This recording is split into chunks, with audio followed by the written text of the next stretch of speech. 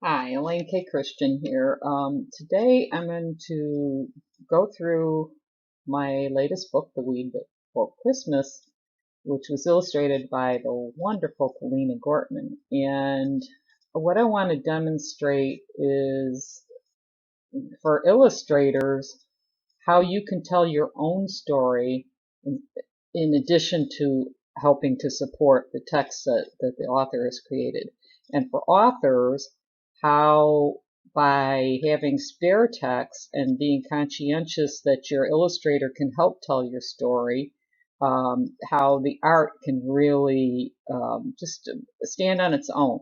So I'm leaving the text out, and I'm just going to show you the art and talk about how Polina developed a story that in some cases are part of my text, and in other cases is it goes along with my text, it supports my text, but it's its own story. I didn't tell her to create these characters. I didn't tell her to create the visual story that she created, and I find it amazing.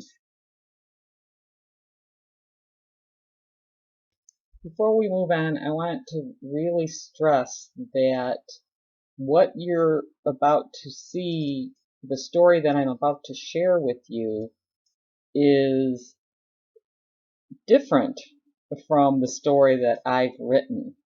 I purposely left the text out so that you can see Polina's story. So it's really important that you understand that when you read the book, you're going to get another story. So basically what you're getting out of this is two different stories that come together to create the wonderful messages that Polina and I made together. This is the second spread, and what I like about it is this perspective here is kind of related, very related to the scene here. They're both in the same area in the city, and here is the little girl and her mom walking, and then we see them a little farther along here, and there's our first introduction to the weed when it's sprouting. You'll see throughout the book that characters show up repeatedly, and most of the time the characters have purpose. They're not just random, which I really like, but you will see this person with her dog again, and probably some other ones that I haven't discovered yet, because it's just a visual pleasure all the way through. Here we start introducing some of the characters that help tell the story. Here we've got the little girl and her mom. Here we have the older couple and their dog, Weed, of course. A homeless man and his dog. What I love about this spread is here he is seeking kindness. And here's Weed wanting to be seen. And the text talks about how, there's all this activity and so much going on and so many people, but no one notices Weed. And I love that what's really happening here. What else aren't they noticing? I just feel like it's such a great thing for kids to be involved in. Yeah, they're not noticing Weed, but they're not noticing this, the more important part. And look at why they're not noticing. And look how, I don't know, they down they are, I guess, so, but we're going to see more of these people. And again, I may be missing these people showing up again, but if you buy the book, you can play a game and see if you can find them. So even without text, you can kind of start seeing the story progressing. We saw Weed as a seedling, then we saw Weed growing larger, but he was still green. Now we see the story moving into fall, and we see the story moving into winter. And Weed is there, Weed's hanging in. Here, I want you to notice the bakery and the closed sign behind these two women. Also notice the child and his companion in the wheelchair, and these two women, and here's our man and his dog again. So, so the story is moving forward based on season and also based on the characters moving forward. And let's see what happens next. So here we've got the two women that were in the last spread. And here's poor little Weed, and he's dancing and shaking around and saying, please look at me, notice me, see me. They won't give him the time of day. They're too unaware and too into themselves and each other. But Weed stiffens up and he says, I'm going to hang in there. Someone's going to notice me one day. Someone's going to see me. And guess what? Someone sees Weed, and look how she takes care of it. She takes that bag that was stuck on it off, and look at what's there. What's that? So here's our little girl back again, okay? So see, she's very purposeful in this story. All right, here's our little girl again, and she's noticing, so she decorated it, but where'd this come from? Who put that there? Where'd that gift come from? And here's our man again, and look at him. He says, I'm going to help with the Christmas spirit. I'm going to take these lights that I found and put them on the weed. And then this little boy shows up, and he says, I'm going to put a tree skirt. And then this mom and her little girl show up, and they put a star on the tree. Notice these characters are going to show up again, and notice the little girl and her oxygen tank that she has to lug around in this suitcase, because this is part of Polina's story. Also, notice this up here. There is actually, I thought Polina made a mistake. There's actually a store in Toledo. She didn't use the name of the store because she was concerned about rights. But the store actually has the sign upside down like that. And that's some of the research that Polina did. And any of the buildings and things all come from the research that Polina did, the corner where this occurs and everything. So to you illustrators, it's really important to do your research if you're doing something that's regional. To your authors, once again, you'll notice when you read my book, keep the text spare and your artist is going to make it come alive.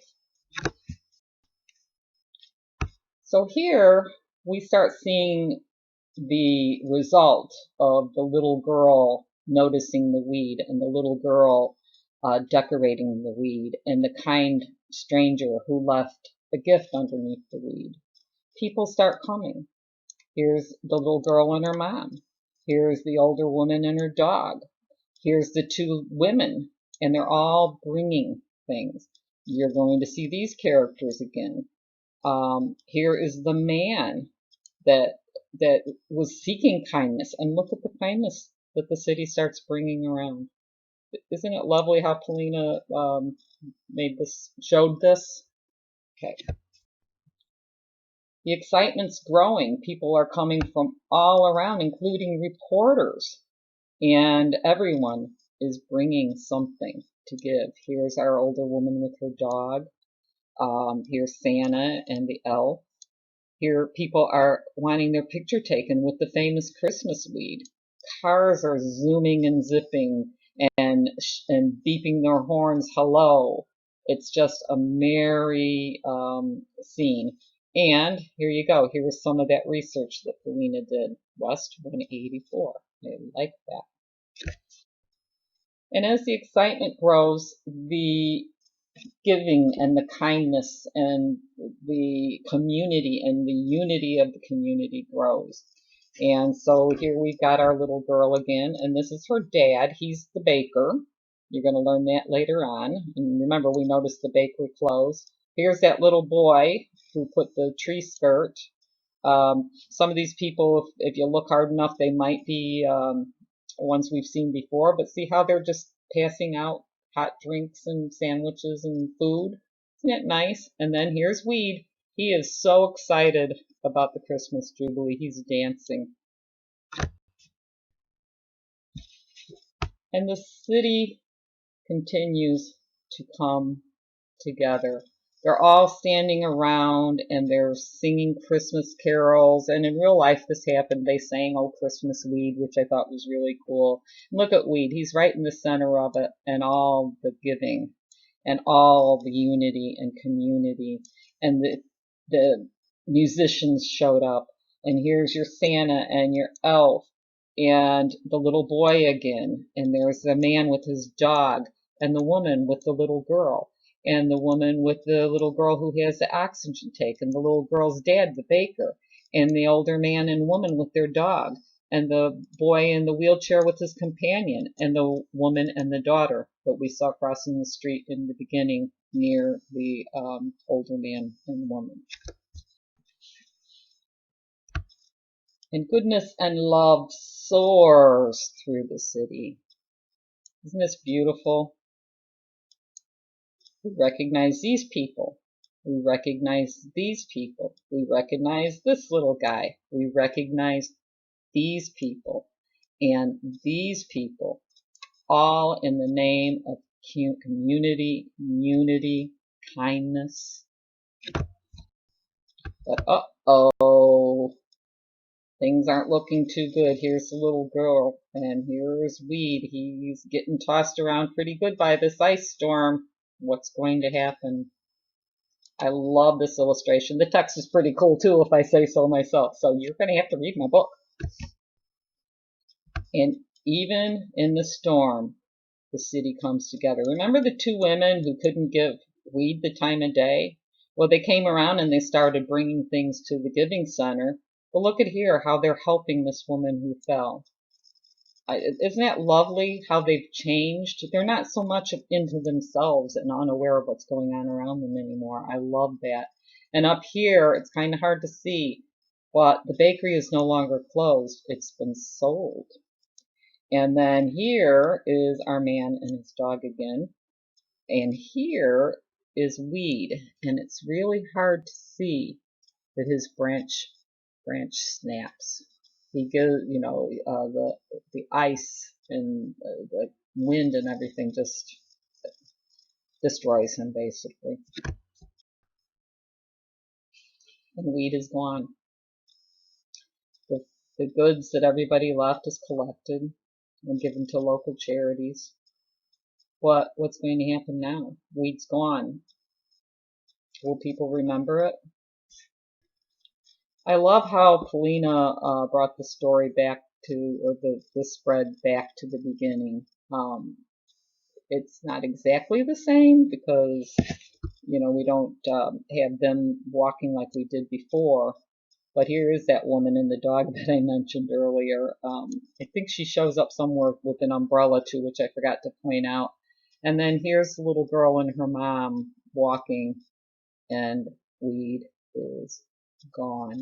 And look how sad she looks. She notices that Weed is gone. But people remember. They remember Weed and the love and the community and unity and the giving all continues. And here's our little boy that we recognize. Here's the baker and the little girl. Here's the older woman and her dog. And see what they're doing? They're still doing their giving thing. And it continues to soar through the city. Now, you know, I keep bringing up this bakery, but the reason I'm doing this is because this story is not in my text. The story of the homeless man looking for kindness, the story of the older woman who seems to be kind of the pillar of the community, the story of the baker and the little girl. These aren't in my text, but this is a story all on its own. So here we go. We've got the man. And the woman is introducing the man to the baker who is opening soon and now hiring. Isn't that lovely? I love that. And thanks to Weed and the pillar of the community, a little girl and her friend, people in general, people who have heart, all are welcome, open. This is the man and his dog that were seeking kindness, and now he has a job. The little girl who had to lug around the oxygen tank in a suitcase now has an oxygen tank backpack. This is Polina. This is the artist. This is not me, but it makes my book all the better. And look at these little guys. What do you think's happening here? Where do you think the love and the unity and the community and the kindness is going? It's spreading through the world is my hope.